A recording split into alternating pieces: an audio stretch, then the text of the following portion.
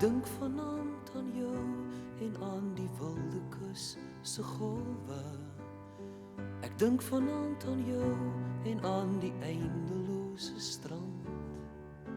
Ek dink aan rotskastele, watervalle na benede en beestepaadjies sukkel oor die rand.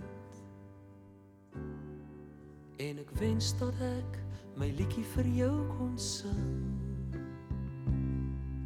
Ek weet dat jy die woorde sou verstaan. Ja, ek wens dat ek my liedjie vir jou kon sing. En ek weet dit sou weer 'n vonkel in jou oë bring.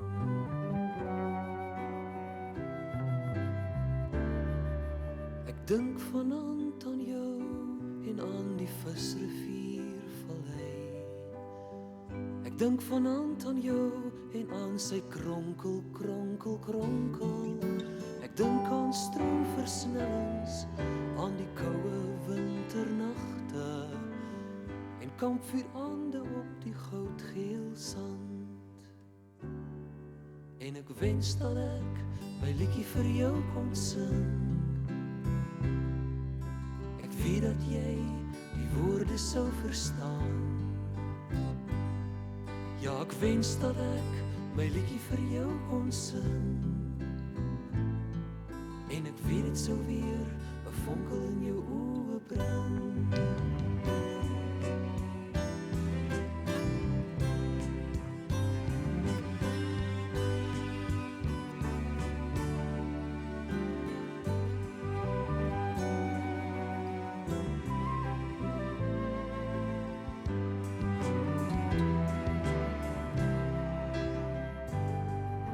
Ek dink vanaand aan jou en aan die blou. Ons staan nou hier by die pilare of mens kan seker sê die hoekstene waarna ek net nou verwys het. Hierdie pilare was op die ou hoeke van die Fort Curtis wat hier in Eshowe was en dit is binne hierdie fort wat boere, vroue en kinders teen hulle wil en teen hulle besluit hier aangehou was agter doringdrade, agter veiligheidsdrade, agter veiligheidshekke. En dit was vir meer as 'n jaar en 4 maande wat hier meer as 200 vroue en kinders hier aangehou was volgens wat ons op rekord het. Of daar meer was sal mense natuurlik nie weet nie. Die waarheid sal eendag uitkom. Maar hier is sprekende bewyse van wat hier aangegaan het. Eerstens wil ek vir u baie dankie sê dat u hierdie dokumentêr aangeskaf het. Smart is wonde wat niemand kan heel nie. Herinneringe is skatte wat niemand kan steel nie. Hierdie is dokumentêr 54 oor die reeks van 55 konsentrasiekampe wat ek en my vrou en vriende die afgelope 7 jaar al doen om die waarheid rakende hierdie Britse moordkampe in Suid-Afrika net by u uit te bring. Is dit nie wonderlik as 'n mens kyk na hierdie boom hier agter met hierdie pink blomme en dan hoor 'n mens dikwels mense sê ja, God pluk die mooiste blomme vir sy tuin. Hierdie is die konsentrasiekamp wat hier op Eshowe is, hier in KwaZulu-Natal, so aan die noordkus. Dit is amper 1000 kilometer van Rodepoort af waar ons nou vanoggend in Julie maand hier in hierdie kerkhof staan. En dit is seker die oudste kerkhof hierso op Eshowe. Nou, die konsentrasiekamp was gewees waar ek nou vir u die beeldmateriaal wys waar daar nou vandag 'n motorhawe en 'n winkel en so aan is by Fort Curtis hier op Eshowe. En as 'n mens nou 'n bietjie navorsing doen, dan is daar nou 'n soort van 'n debat, ja. Die mense hier op Eshowe sê dit was 'n refugee camp en in professor Raad se boek sê dit was 'n konsentrasiekamp en ek lees graag vir u wat hierso staan in professor Raad se boek. Op bladsy 97. Dit was een van die kleiner kampe in Natal waarvoor 'n kampbevolking van 250 genoem word. Dr. Plowright skryf dat die kamp in 1902 geopen is. Maar Sir Thomas Murray rapporteer op 7 November 1901 dat die kamp in gebruik was. Die skrywer Reeds rapporteer ook 'n posstuk vanaf hierdie kamp op 20 Oktober 1901. Statistieke van die inwonertal toon wel dat daar in November 1901 194 kampinwoners was. In Desember 263, in Januarie 1902 253, in Februarie 231 waarvan een oorlede is. In Maart 232 en in April 1902 was daar 28. En dan staan daarso in professor Raad se boek, die sterftes in hierdie kamp is onbekend. Nou, hier het ook net so baie hartseer en smart afgespeel as in baie van die ander kampe. Alhoewel daar nie baie geskryf word oor die kampsterftes wat hier plaasgevind het nie, dan glo ek dat daar baie meer gesterf het. Want as jy in ag neem, in hierdie gebied, die naaste groot dorp, hierso is natuurlik Vryheid en Empangeni. Die dag toe die oorlog begin het hier in 1902, het ook die Britte wat hier in hierdie kamp was, ook na die onderskeie plase in hierdie omgewing opgeruk en die boere se plase gaan afbrand.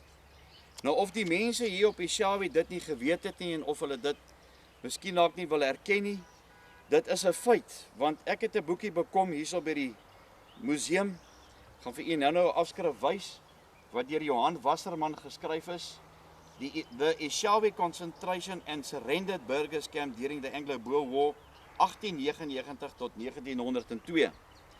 Want daarby wil ek ook bysê dat Johan Wasserman ook in hierdie boek nie homself weerspreek nie, maar ek gaan op sy feite wat hy hier geskryf het in hierdie boek, en hierdie boek is omtrent amper so 80 bladsye. Nou hoekom ek sê is dat daar dalk meer sterftes so goed was, as ons dink, Vryheid is omtrent 180 km van hier af, en die plase in die omliggende gebiede was ook afgebrand deur die Britte, en hulle was ook geforseer om van daar af hierna toe te kom. Glo ek dat daar baie sterftes langs die pad gebeur het. Nou, as so 'n vrou of 'n kind doodgegaan het, wat het hulle dan gemaak met daai lijk? Daar was nie fasiliteite soos wat ons in vandag se tydperk het nie.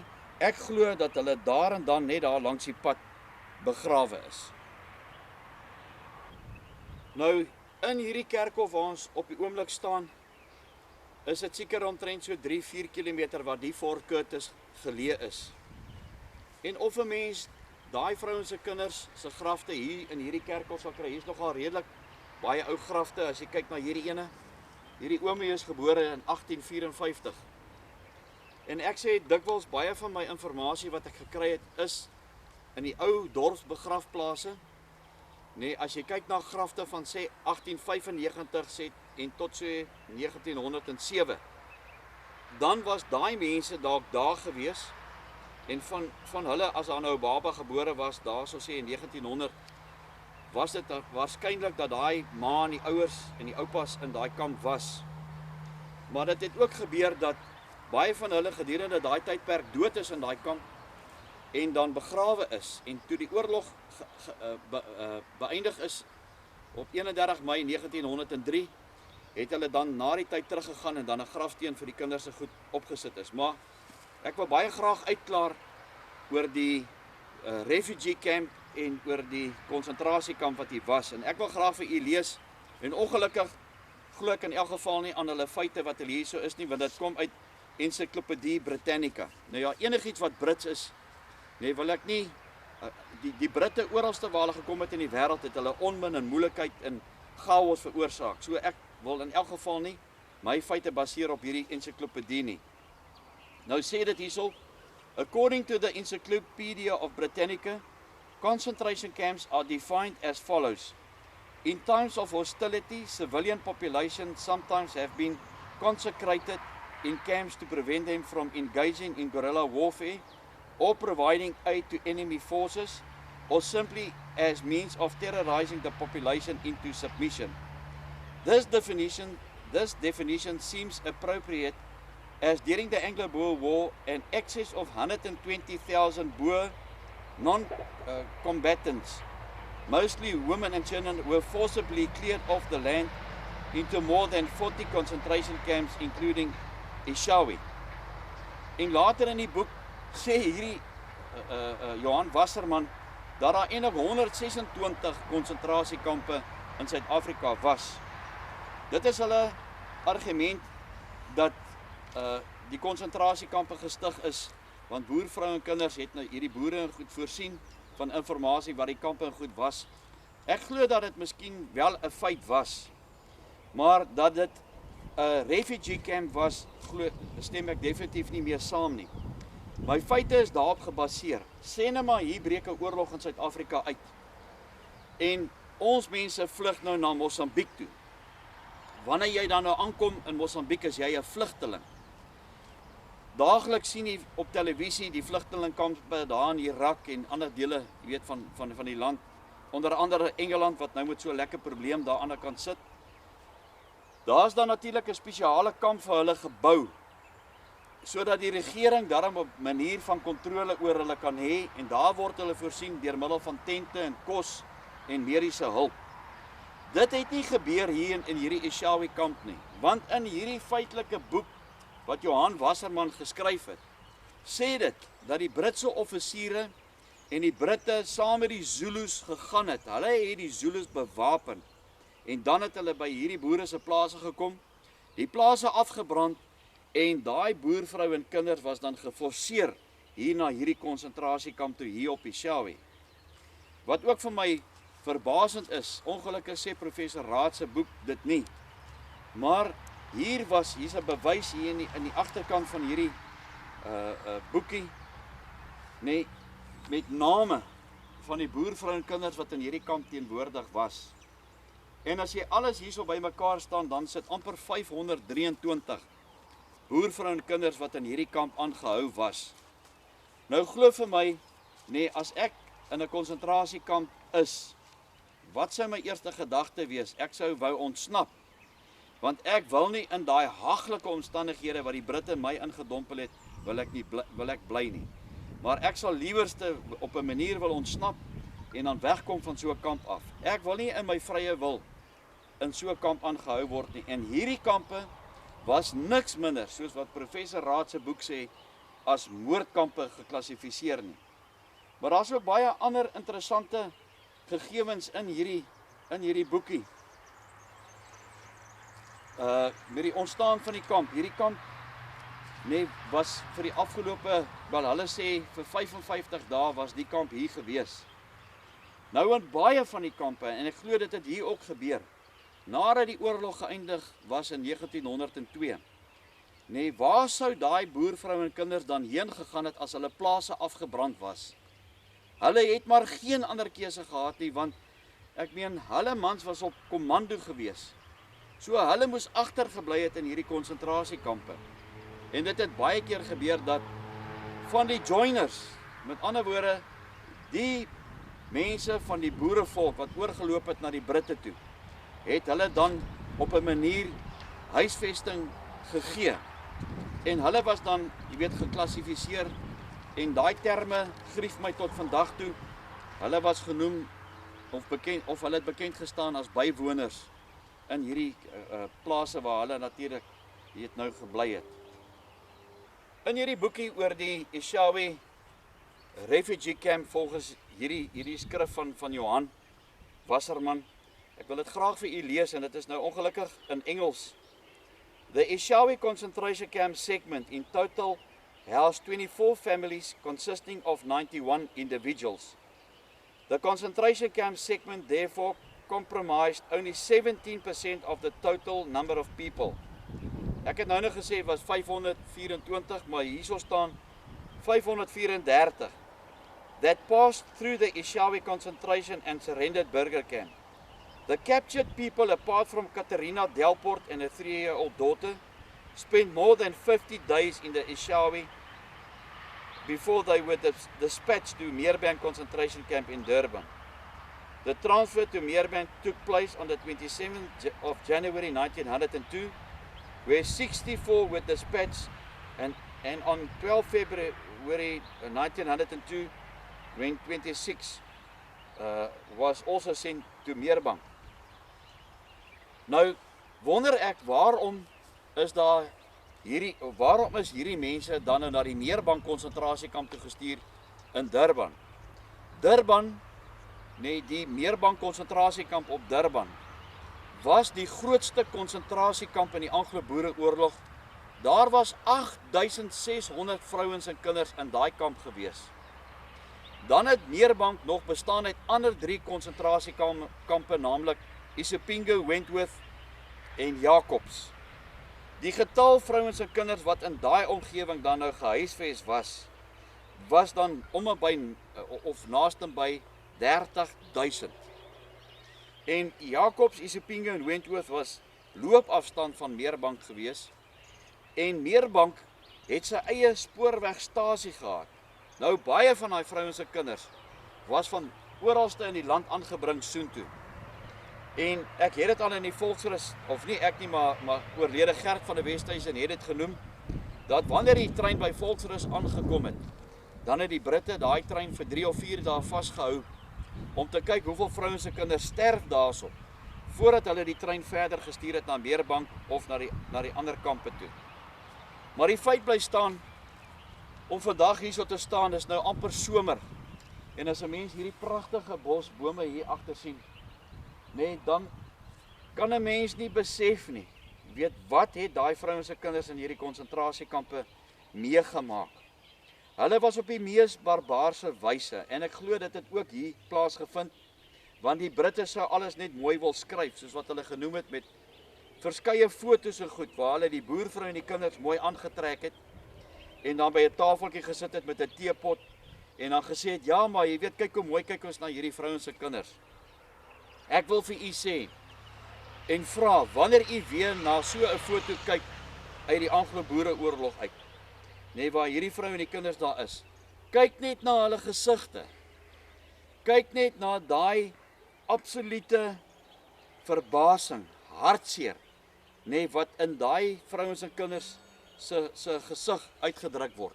Graag vir julle net hierdie lees rakende die konsentrasiekamp hier op Eshowe, nee, en dat dit feite is, want ek glo Johan Wasserman, so sy werk deeglik gedoen het ook, nee, om sy werk te baseer op feite. Proof of the good life is that during the existence of the Eshowe camp, only 4 people died. The first to die was a 46-year-old Herman van der Westhuizen of Ngomi Bush, Vryheidse omgewing, op 21 Mei 1901. The cause of his death is not mentioned, and he left 2 male relatives aged 26 and 12 years old behind. Die tweede sterfte in hierdie kamp was Margaretha Koensman. Sy was 32 jaar oud van Tweefontein, Vryheid. Sy is oorlede op 8 Junie 1901. Haar dood, of die rede vir haar dood is ook nie beskryf nie, maar Margaretha het haar man Adolf en nog 'n vrouelid van 32 en 3 kinders, 1, 5 en 7 jaar agtergelaat. Die derde sterfte in hierdie kamp was Jacobus S. Vermaak, was 24 jaar oud, van Beveson in die Vryheid distrik op 24 Junie 1901. Ek sê ook nie wat was die rede vir sy dood gewees nie. En dan, die 4de persoon wat in hierdie kamp gesterf het, was 6 maande oud, Petrus Johannes Groenewald, en hy is oorlede op 13 Februarie 1902. Hy was die seun van Petrus en Louisa Groenewald van Jakkalsdraai in die Wakkerstroom distrik. Nou as ek vir iemand sê, nee, waar lê Wakkerstroom van hier af, dan is dit seker plus minus 300-400 kilometer. So hulle is van Wakkerstroom ook afgebring na hierdie konsentrasiekamp hiernatoe. En ek dink dit moet verskriklik gewees het. Want toe ons nou gister hier ry van Vryheid af hier na Eshowe toe, as iemand sien op 'n party plekke, nee, die bosse wat daar is, dan was dit 'n verskriklike rit gewees om hulle net hier na Eshowe toe te bring. So ander stukkie skryf ek ook uit hierdie boek uit. During the duration of the Eshowe camp, 3 children were born. The first to be born was Johanna de Lange on the 16th of July 1901 to a 20-year-old mother of the same name. The father, Wessels de Lange, was on commando at that time, and the young mother surrendered 2 months before the birth. The second to be born was Maria Delport, who was born shortly after her heavily pregnant mother was captured by the British Army on the 30th of December 1901. Maria later died in the Meerbank concentration camp as mentioned above. Die derde kind wat gebore is in hierdie Eshowe camp was Martinus.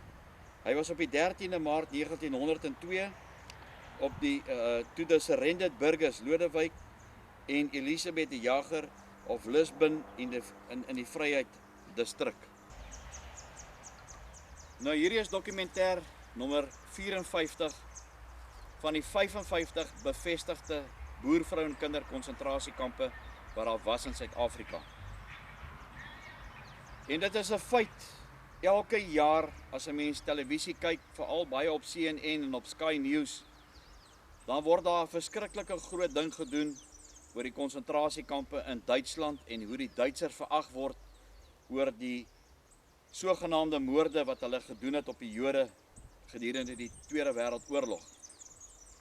Ek vra vandag vir u wat na hierdie dokumentêr kyk, as u vriende het in die buiteland, om hierdie DVD's te versprei. Ja, ek weet dit is in Afrikaans.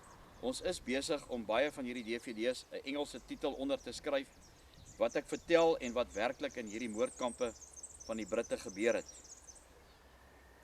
Maar elke keer leer 'n mens iets, soos in hierdie boekie wat daar sê, daar was eintlik 126 konsentrasiekampe in Suid-Afrika. Met ander woorde, moordkampe van die Britte gewees. En baie van daai kampe was, en hoe dit ontstaan het is, dat wanneer die Britte by die plase aangekom het, het hulle daai plase afgebrand, alles opgevreet wat hulle kon, en hulle die huise aan die brand gesteek, en dan daai vrouens en kinders na 'n deurgangskamp toe gevat. Met ander woorde, hulle was dan vir 'n rukkie aangehou in 'n sekere gebied, soos by die Jagersdrif. En dan was hulle van daar af dan verwyder na 'n meer gevestigde kamp toe. So op die uiteinde was daar 55 bevestigde konsentrasiekampe gewees. En hierdie is nommer 54. En ek wil vir u die feite gee, dat mense nie sê, ja, weet jy wat, maar jy dink maar daar was 'n ding nie. Ons het hierdie afgelope 7 jaar, was ons by hierdie kampe gewees, of by Norwelspont, of by Springfontein, of nou soos by Vryheid, die herontdekking van daai konsentrasiekamp daarso.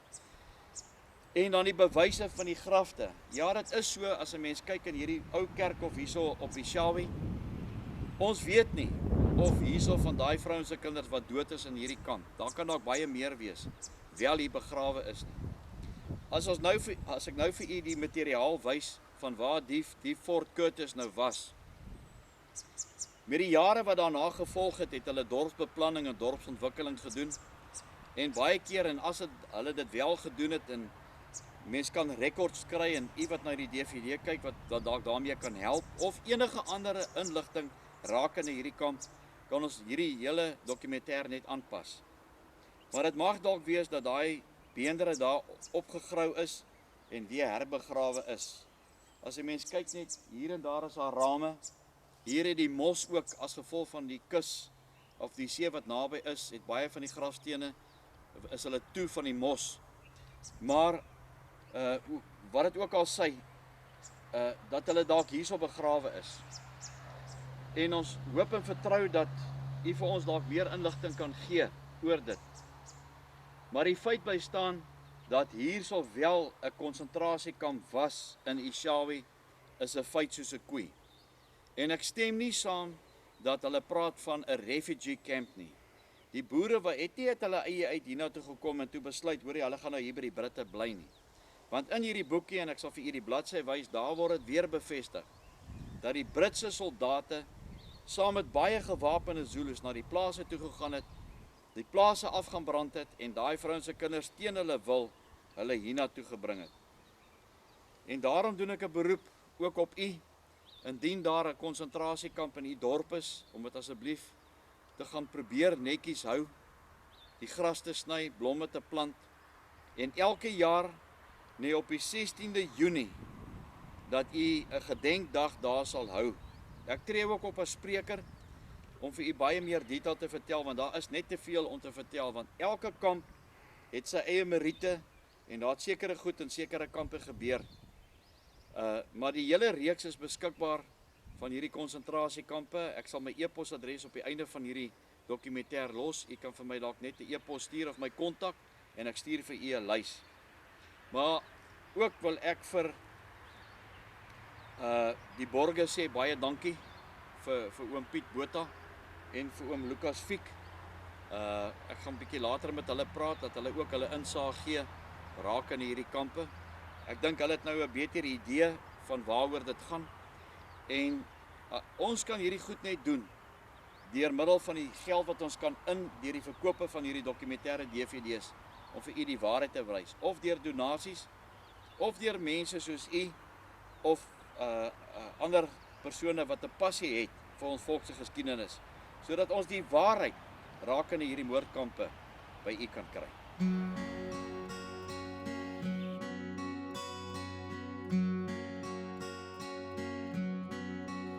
Op 'n berg in die nag lê ons in donker en wag. In die modder en bloed lê ek koud, streepsak en reën kleef teen my. En my huis en my plaas tot kolle verbrand, sodat hulle ons kan vang. Maar daai vlamme en vuur brand nou diep, diep binne my. Delarai, sal jy die boere kom lei? Delarai,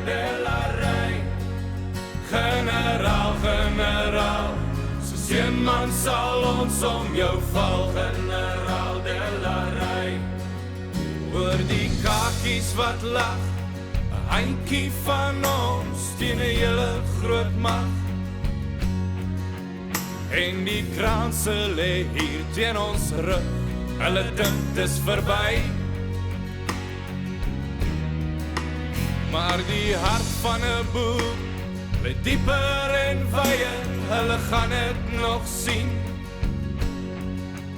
Op 'n berg kom hy aan, die leeu van die Wes-Transvaal. Delarai, sal jy die boere kom lei? Delarai, generaal, soos een man sal ons om jou val, generaal Delarai. Delarai, sal jy die boere kom lei? Delarai, generaal, soos een man sal ons om jou val, generaal Delarai. Want my vrou en my kind lê in 'n kamp en vergaan, en die kakies se mug loop oor 'n nasie wat weer op sal staan. Delarai, sal jy die boere kom lei? Delarai,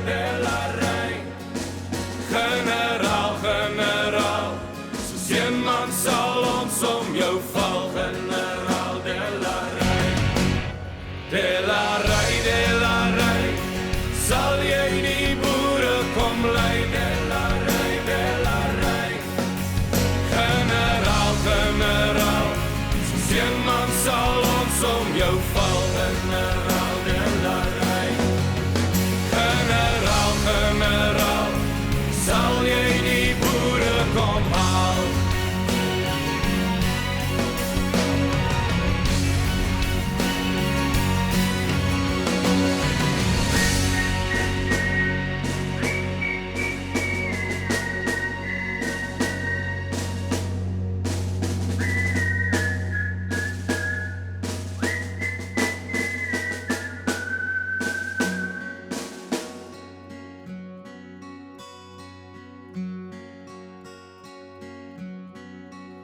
Op 'n berg in die nag lê ons in donker en wag.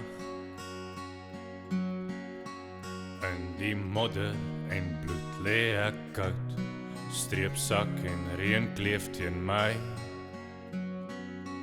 En My huis en my plaas tot kole verbrand, sodat hulle ons kan vang.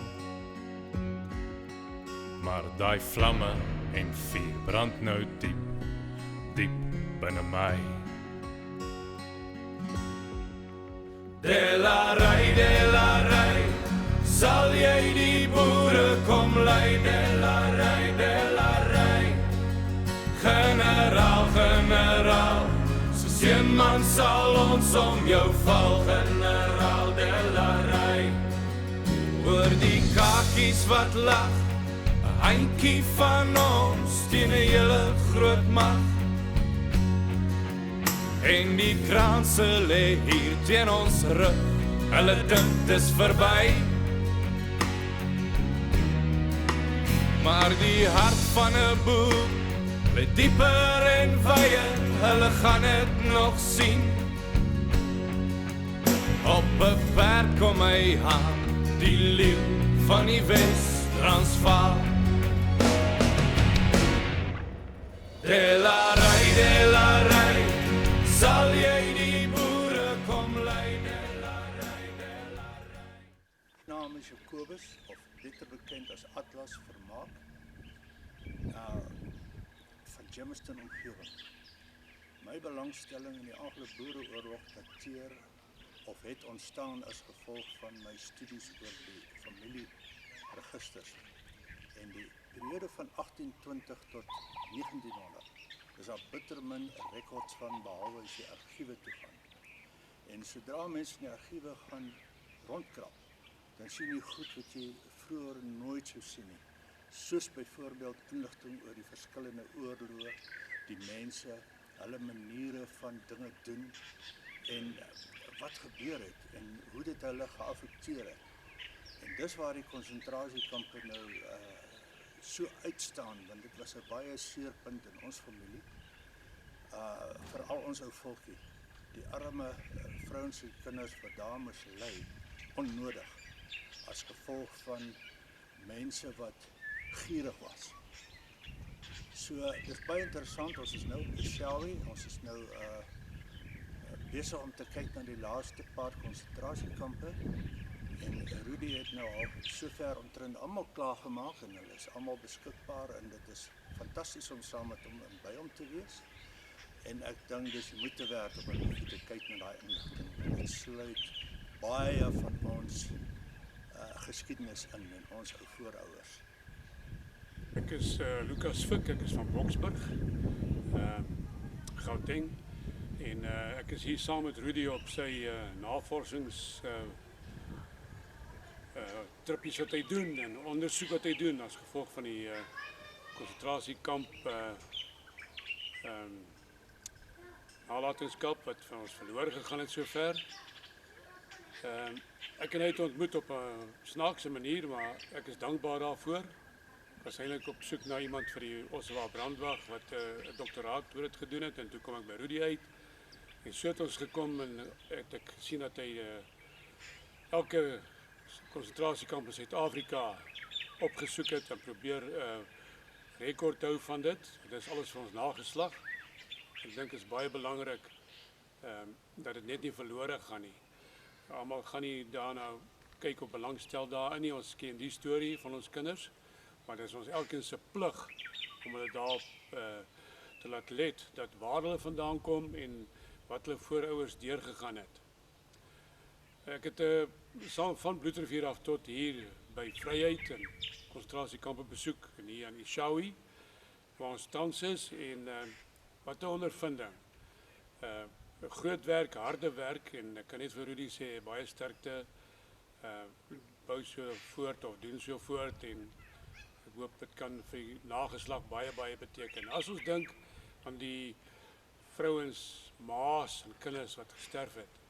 Ons kyk na datums, ons kyk na kindertjies wat oorlede is. Party se maand oud, en nie party nie, honderde. En dan het hulle gesterf weens koue, siektes en so het aangegaan regdeur tot 18 of 20 jaar as ook die volwassenes. En ons mense ken nie daai ding nie.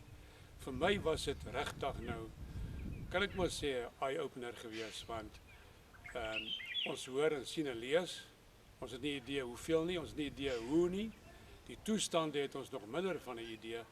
En daaroor is ek baie dankbaar dat hierdie kan vasgelê word en kan onder die mense versprei word. En kan ek regtig aanbeveel dat 'n mens van verskillende kampe sorg dat jy verskillende DV's in die hande kry. Ek wil ook net vir oom sê en vir oom Atlas en vir Jaco en vir oom Piet Botha baie dankie, want as oom hulle se borgskap wat maak dat hierdie goed vir ons volk behoue kan bly en dat ons hierdie goed kan ondersoek en die waarheid rakende hierdie moordkampe van die Britte by ons mense kan uitbring. Dat dit nie 'n verdraaide storie is nie, maar dat absoluut die waarheid is. So ook hier by Eshowe wat hulle wil verander na 'n refugee camp wat nooit so is nie. Ek stem heeltemal teen dit. 'n Refugee camp is dit definitief nie gewees nie, want die boerevolk, die vrouens en die kinders sou nie uit hulle eie vrywil hiernatoe gekom het nie. En dit is weer een bevestig met die boekie wat ek hier gekry het, dat die Britse magte, die Britse soldate, saam met die Zulus gewapen hierdie boere se plase in die omgewing en goed gaan afbrand het en hulle teen hulle eie wil hiernatoe gebring het. Ek glo nie daar was 'n tyd in enige geskiedenis van Suid-Afrika wat 'n volk so seer gekry het in sy voortbestaan soos met die konsentrasiekampe nie. Ek glo dit nie. Party wat in boeke skryf 23.000. Ek dink dit is sommer naby die 40.000 want 38 kan al amper rekords gegee word. Ons weet net nie van die res nie.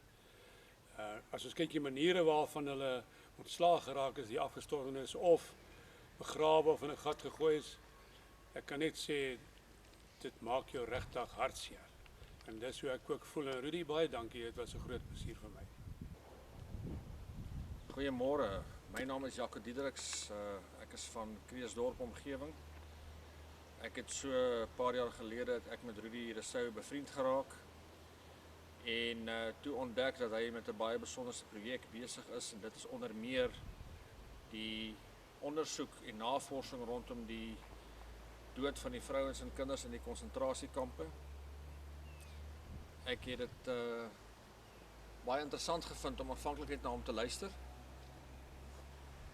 En so dat het nou gebeur dat ons nou met geleenthede saam gaan om betrokke van verskeie van hierdie kampe te gaan ondersoek. En ons was onder meer by die slagters Nek Rebellie. Ek was saam met hom ook by van die ander kampe. Ons is nou huidiglik hier in Eshowe in die Natal omgewing. En dit bly maar 'n skok om te sien hoe hierdie Britse magte teenoor ons mense opgetree het. Daar bestaan by my geen twyfel dat hierdie Britte nie dit onwetend of in onkunde gedoen het nie. Hulle het presies geweet wat hulle doen om hierdie mense in hierdie kampe in te dryf.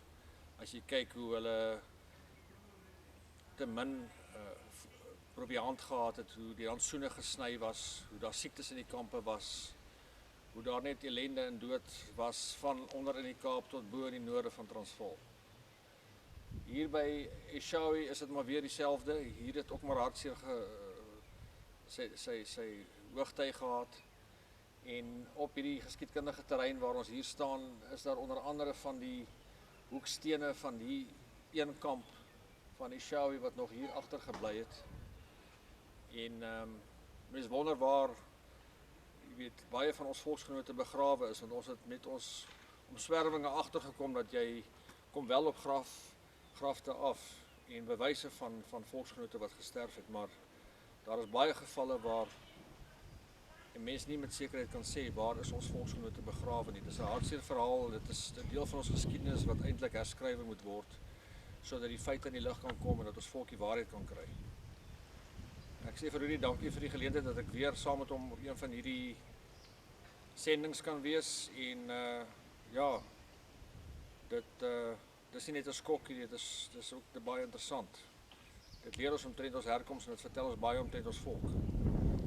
Ons volk het regtig in 'n geslag of twee van tevore het ons regtig alles uitgehaal en alles opgeoffer ter wille van ons vryheid.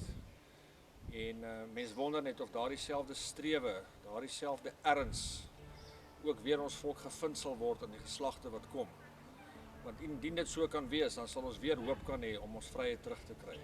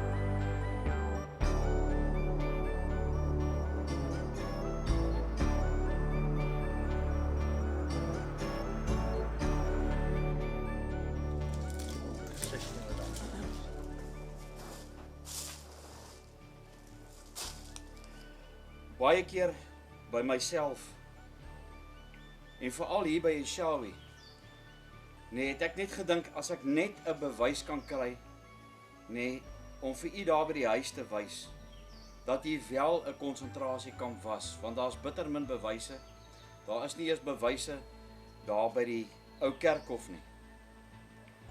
En toe Jaco net gepraat het van die 2 pilare, ek het eintlik vergeet van dit, wat op die kante was om die konsentrasiekamp uit te wys. Toe stap ek van daar aan die ander kant af om die 2 pilare te kom wys. En dit is vir my ongelooflik om vir u te sê, ek het net hierdie muur gesoek om te bewys hier was 'n konsentrasiekamp hier in Eshowe gewees. En hier is die bewyse agter 'n kerk by hierdie Ngwai museum weggesteek. Die verraad wat die Britte gepleeg het teenoor hierdie boerevolk, mag hulle eendag hierdie straf wat hulle gedoen het aan hierdie onskuldige 38.000 vrouens en kinders dubbel en dwars terugkry.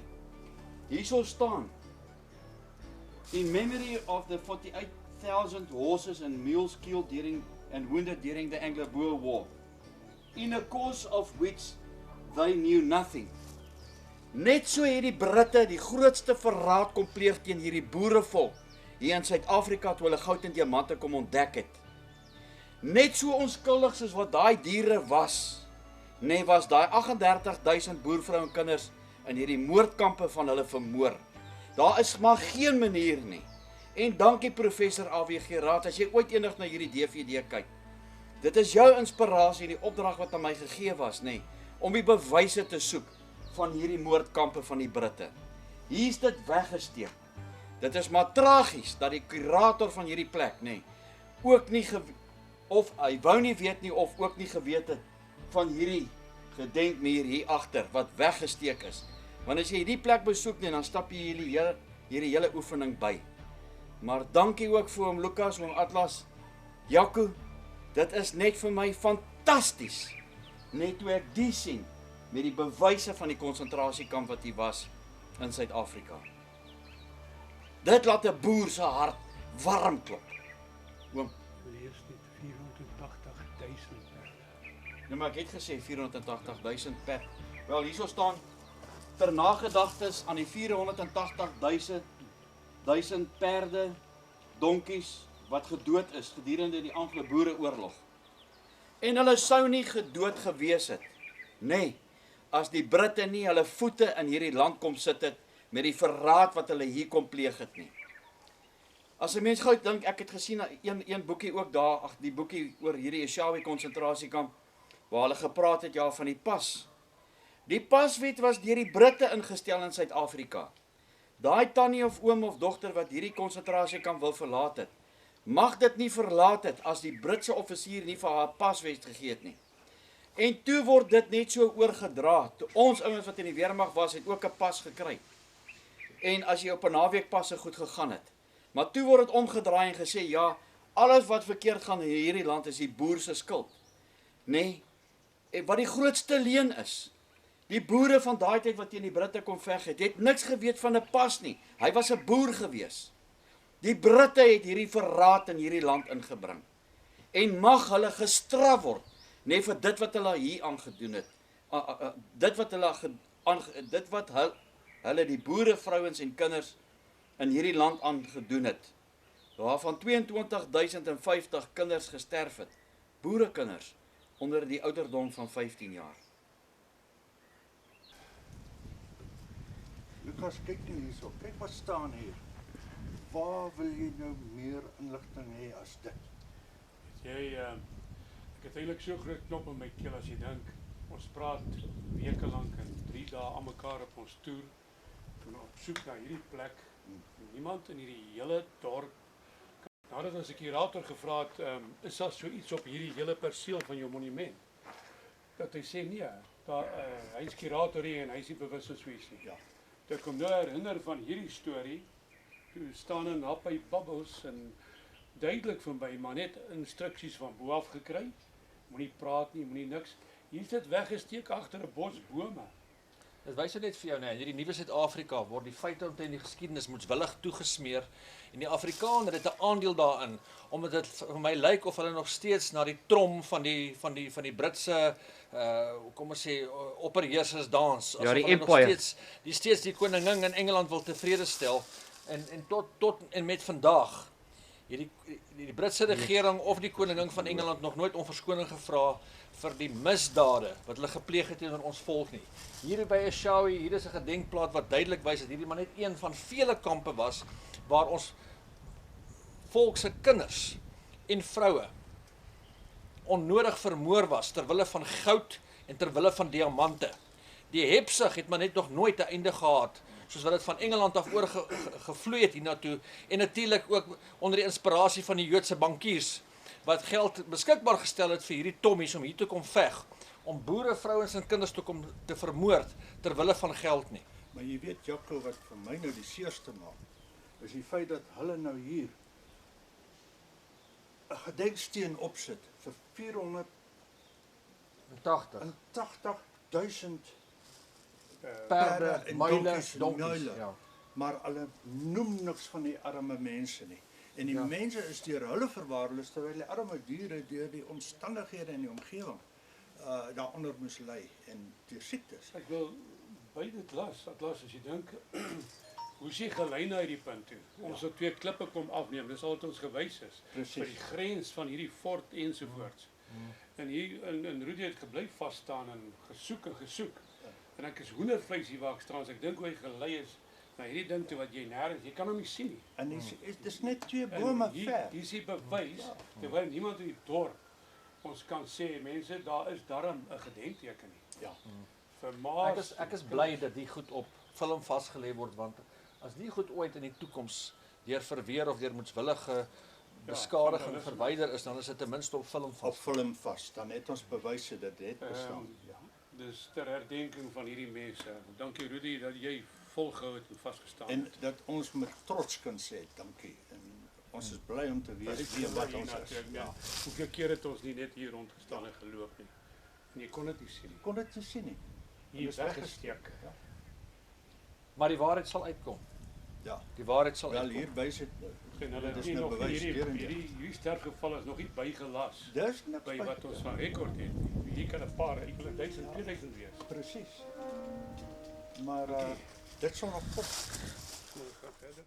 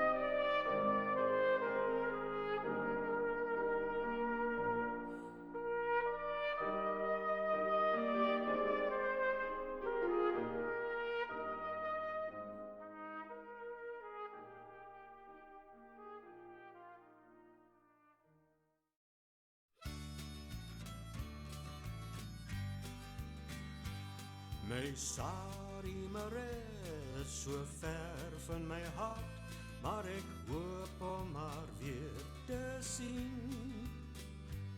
Sy het in die wijk van die mooie rivier gewoon, nog voor die oorlog het begin. O, bring my terug naar die ou Transvaal, daar waar my Sarie woon. Daar onder in die mielies by die groen doringboom, daar woon my Sarie Marais.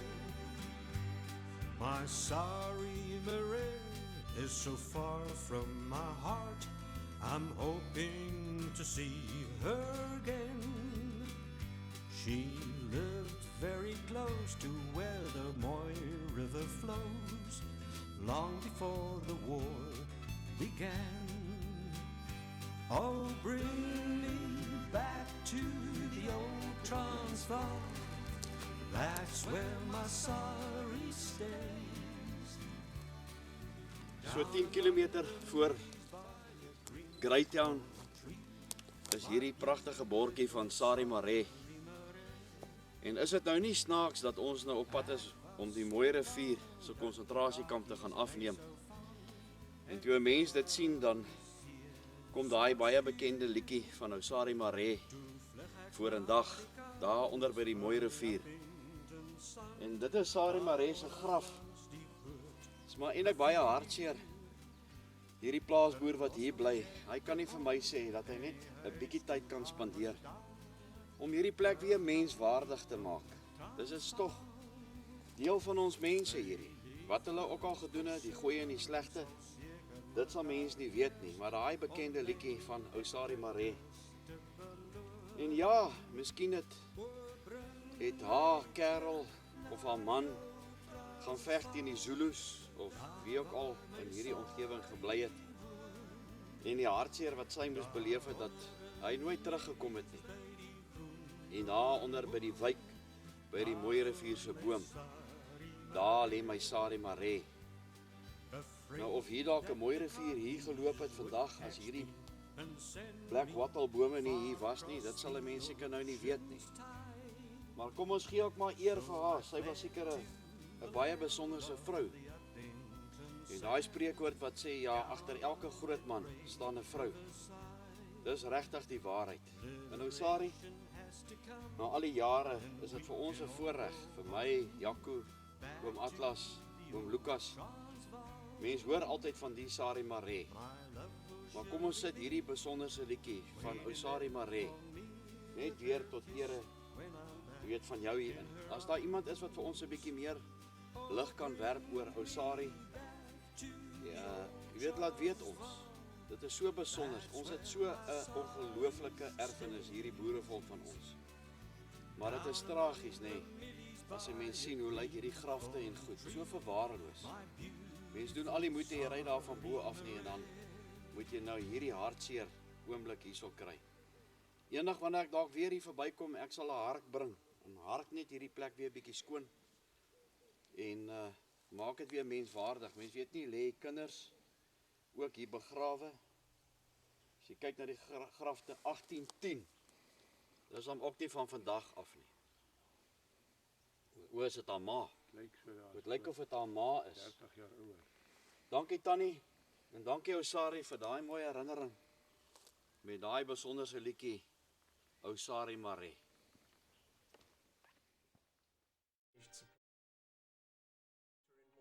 Were available, and then he joined the forces at the front. The British would use the farms for the same needs, looting and taking livestock, and whatever was needed for their troops. Kitchener's scorched earth was altogether more onerous. Instructions were issued to shoot all livestock, even dogs and chickens, and burn houses to the ground. Then, any women or children were to be taken from their homes and placed in concentration camps. It was a planned and deliberate war on the families of Boers, which the women and children lived in fear of daily. All families on the farm were often given no notice and were ordered to gather what little they could before the houses were burned. Some of the younger boys, really too young to fight, would choose the open veld and the hope of joining up with their father's commandos rather than internment in the camps. Throughout the country, groups of British soldiers were sacking houses and taking upwards of 350,000 women and children, black and white, into camps set up across South Africa. There were about 45 so-called white camps and over 50 black camps, although there were a number of camps that held both black and white in turns. Initially under Lord Roberts, the burning of homes was only carried out when the rules of war had been broken, and he is on record as saying that troops under his command respected private property. As Boer guerrilla attacks increased, however, so the farm burnings intensified. Yet Roberts still saw this action as one to be used only as a last resort and under exceptional circumstances.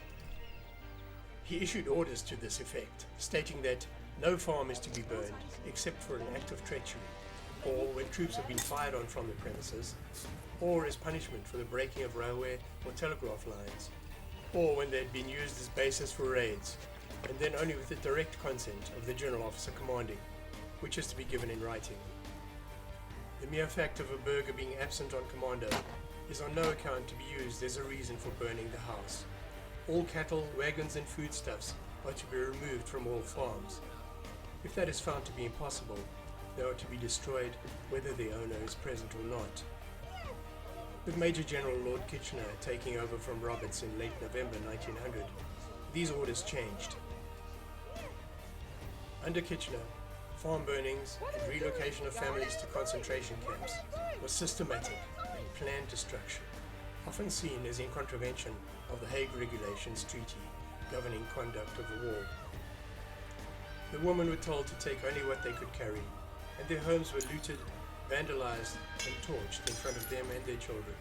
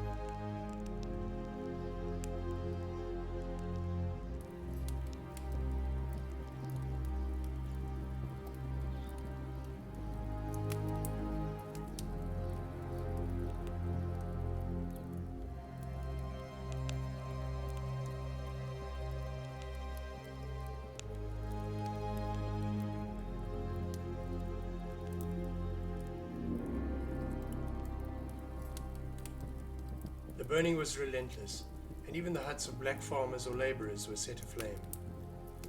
Because it was now evidently the rule rather than the exception, unchecked looting and vandalism became prevalent, especially where officers turned a blind eye.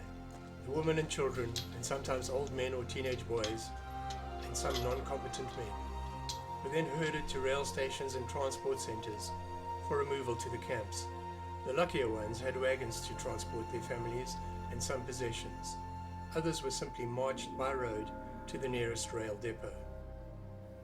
Young boys who escaped were left to the mercies of the veldt and the dangers of travelling through a war-torn country, but some of them made it to the commandos. For many of the women and children, the real hardships had not yet begun. The scorched earth policy of Kitchener was not readily accepted by some of his officers and men. Moreover, he believed it would simply fuel the Boers' resolve to continue the war, and he was right.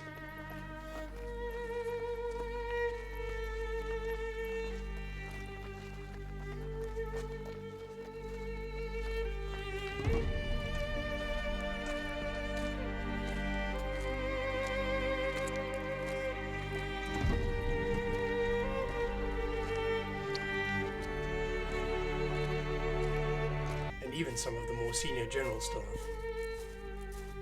General Sir Redvers Buller, who had recently succeeded in relieving the siege of Ladysmith, was opposed to the wide-scale burning and destruction without just cause.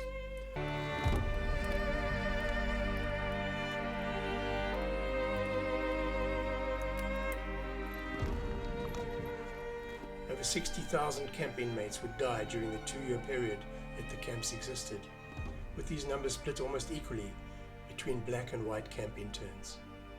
The house burning squads were to leave nothing of use for the commandos. The women were not allowed to take a lot of items with them. They were given about 20 minutes to vacate their homes, and then everything that they couldn't take with was also destroyed. For the women, it was very bad to see precious items of theirs being destroyed. But it wasn't only the Boer women and children who suffered under the scorched earth. All the inhabitants of the farm were removed, including farm employees and their families. Kitchener's so-called drives swept hundreds of thousands of people before them.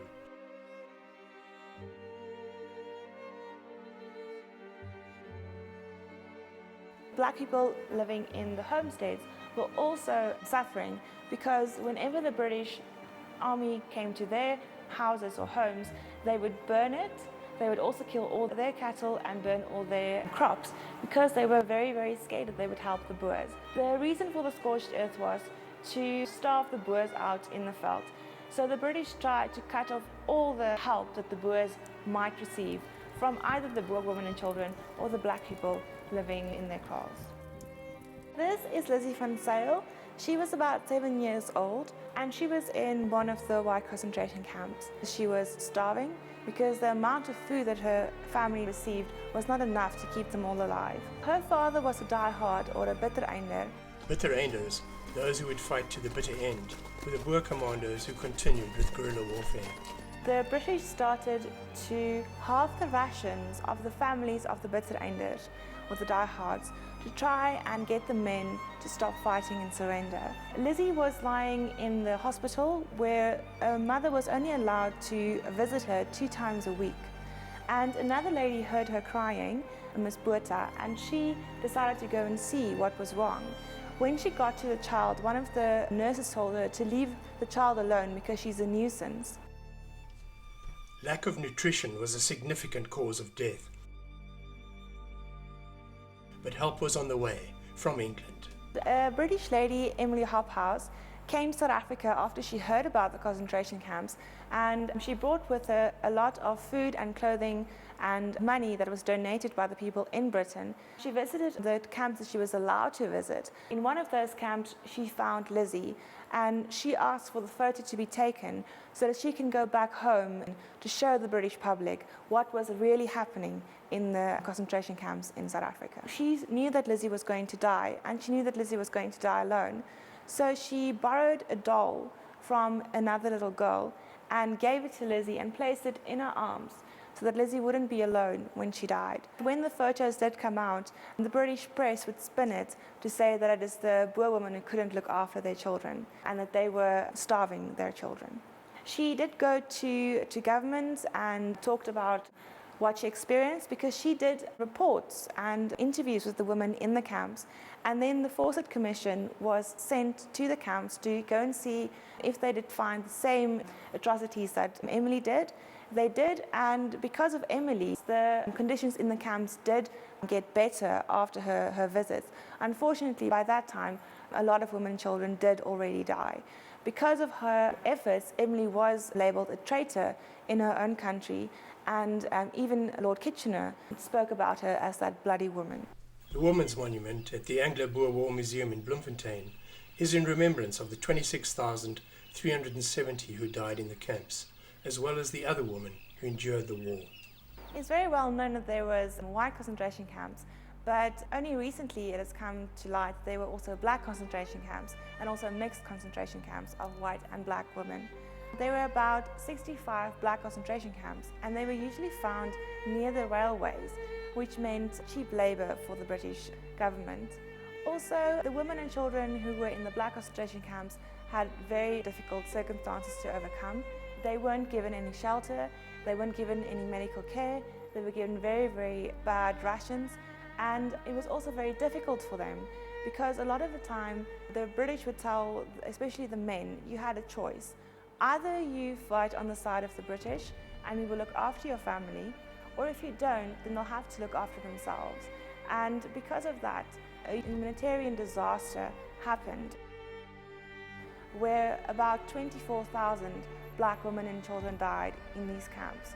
We are not completely sure of all the numbers because the records weren't kept very well, but the ones that we could find is already about 24,000 women and children.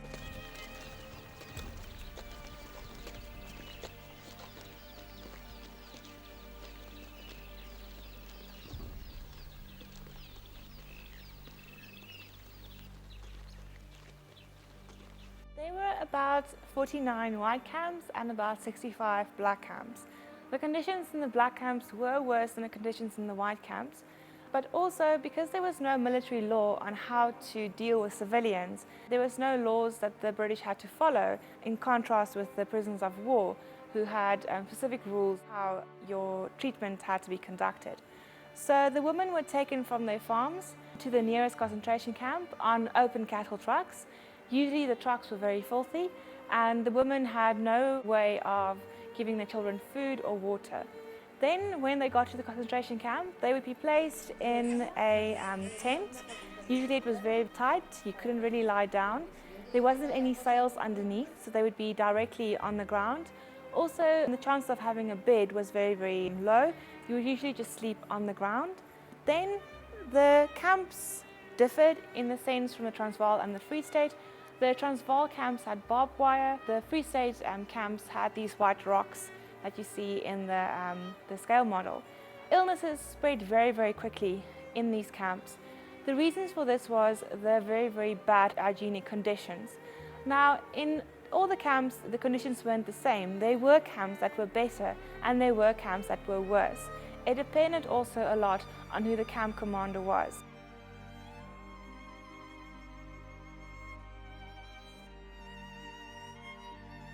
In the white concentration camps, 22,000 children died during this war, and it was said that if you were 2 years old and younger, you would not survive the camp, which meant that if you were born in the camp, there was a very good chance that you would not survive it.